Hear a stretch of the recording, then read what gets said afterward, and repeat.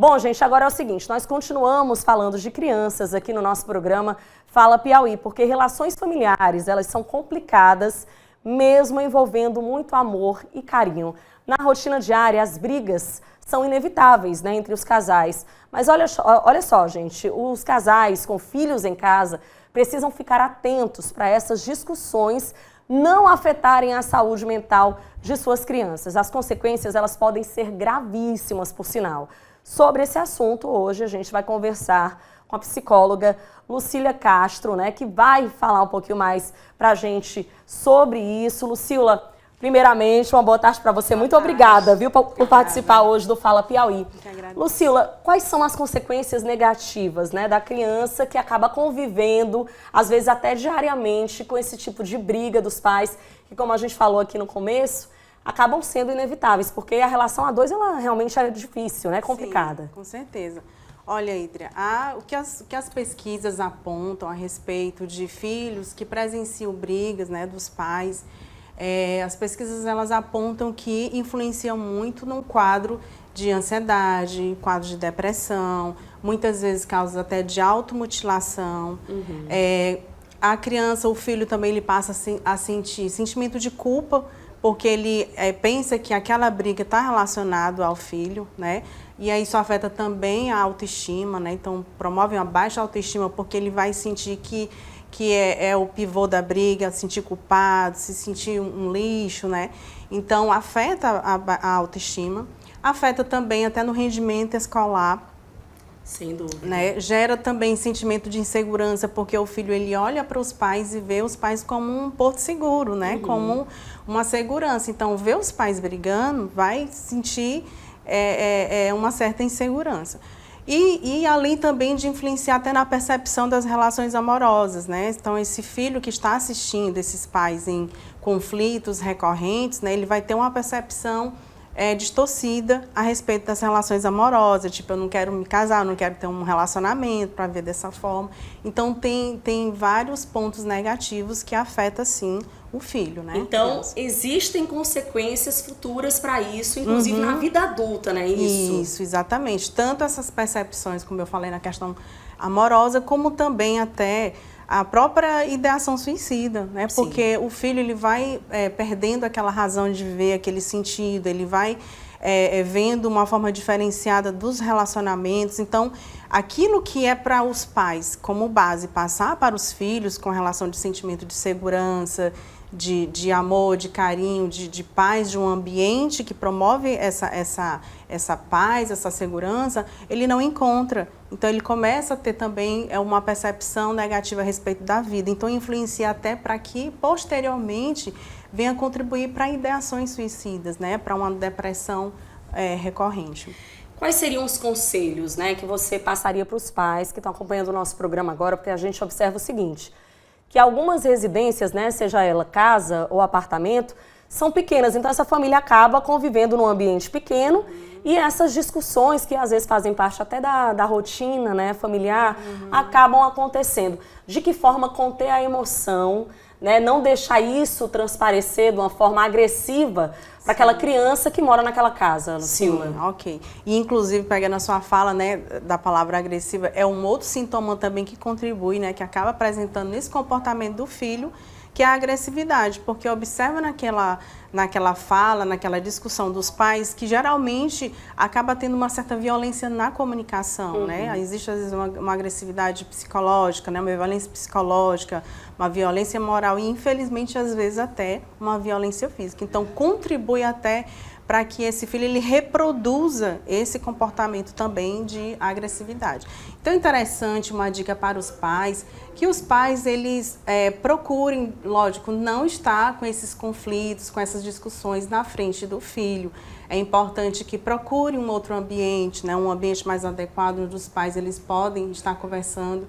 E, às vezes, se no momento, né, aquela conversa não dá esse tempo de procurar um outro local, os pais, eles regular mais o emocional, gerenciar mais o emocional, respirar fundo e entender que nós somos humanos e a gente precisa acionar as nossas competências socioemocionais, trabalhar essa regulação, esse gerenciamento das nossas emoções e acreditar que o diálogo ele é possível ali sim solucionar um conflito. Uma outra dica também é que, dependendo desse conflito, dependendo dessa discussão, Hidra, é importante também recorrer a um mediador de conflito, um profissional, né, um líder religioso ou um amigo, alguém que você possa contar para que possa ajudar nessa discussão, nesse conflito, para que não possa ter esses danos, né, dessa consequência negativa tanto para a saúde dos filhos como dos pais. Tá certo, Lucila, a gente ouve muito uma frase, né? Essa frase virou até popular, né? No linguajar e dos casais que a gente encontra por aí. Dizem o seguinte, né? Filho segura casamento, né? Quando a gente sabe que isso não é verdade, filho não segura casamento. Quando é que esse casal, né? Ele pode realmente entender que aquela situação a dois, aquele relacionamento a dois, ele não é saudável e que de fato eles devem partir para a separação justamente para não destruir esse laço, né, também entre pais e filho. Certo, está colocando às vezes os filhos como justificativa, né, para segurar aquela relação.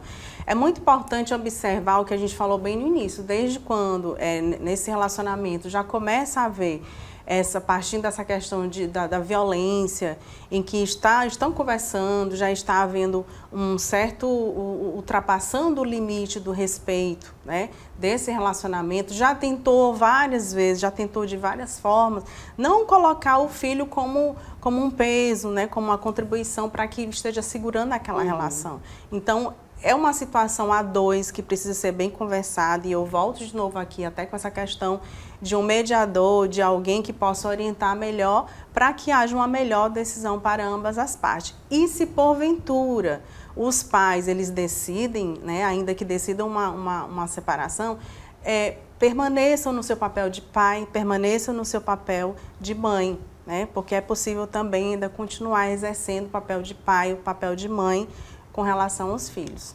Nos tempos de hoje, que a gente percebe realmente que essas relações, elas estão acabando, às vezes, por motivos banais, né? Mas nos tempos de hoje, existe de fato um relacionamento duradouro? Pode existir um relacionamento duradouro sem conflitos, Lucila? Olha, não exatamente sem conflitos, né? Geralmente um casal, duas pessoas quando elas se unem, né, são personalidades diferentes, culturas, educação diferente. Então vai haver sim certos conflitos. Agora existem pessoas que elas têm um manejo melhor de lidar com as situações, né? Lidam de uma forma mais saudável. E segundo o pesquisador John Gottman, né, eu gosto muito dele, que ele estuda os relacionamentos, ele fala que é possível sim uma relação saudável, desde que seja considerado algumas questões. Uma delas, ele fala até mesmo essa questão da própria comunicação, né?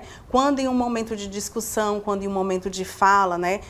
Um fala, o outro ouve, sem a questão da crítica, sem a questão de acusação, né? Então, uma fala sem crítica, uma fala em que o outro ele não está na defensiva. Então, quando o casal ele tem esse manejo melhor de lidar com as situações, segundo as pesquisas desse psicólogo, John Gottman, ele diz que a probabilidade é sim de um relacionamento duradouro. Bom, você falou aí durante nossa conversa sobre a importância realmente de ir em busca de uma ajuda profissional, né? Quando os pais podem de fato observar que essa relação conflituosa está atingindo o filho, quando procurar um psicólogo ou quando procurar um psiquiatra? Porque o psiquiatra passa as medicações justamente para controlar essa questão da ansiedade, da depressão. Certo. Então, essas pesquisas, elas falam, a gente estava falando aqui desses sintomas que afetam os filhos, né? Elas são sintomas que são de a curto prazo e a longo prazo. Então, esse a longo prazo já são realmente, como eu falei, em que às vezes esse filho ele já está apresentando um quadro maior, né, de depressão, de uma tristeza profunda, né, rendimento baixo na escola, já está até com um comportamento autodestrutivo, de automutilação, pensamentos de desistir da vida. Então, quando isso já está comprometendo, né, a questão social, a vida em geral do filho, como também dos pais, eu diria até, Hidra, que não é nem preciso chegar a isso, ter que aguardar esses sinais, mas perceber que já está desconfortável, não estou me sentindo bem, já estou percebendo alguns danos afetando a saúde mental ou física, né, no relacionamento da família, já esteja aí procurando sim um profissional de saúde mental. E eu aproveito até também para dar aqui uma dica de livros, né? Tem livros que ajudam muito nas nossas situações. E tem um livro do psicólogo Marshall Rosenberg, que ele fala da comunicação não violenta. Fantástico. E nesse livro ele nos ajuda a identificar como está a nossa comunicação com o outro, né?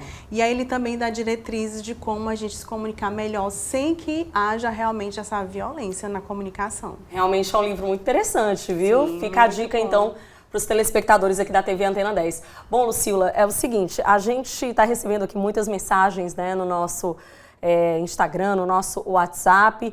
Infelizmente o nosso tempo é curtinho aqui no Fala Piauí, mas se possível, divulga aí pra gente as suas redes sociais. Você também está sempre dando dicas, né, para os pais, para as crianças. Isso. Então, meu Instagram é @psilucildacastro.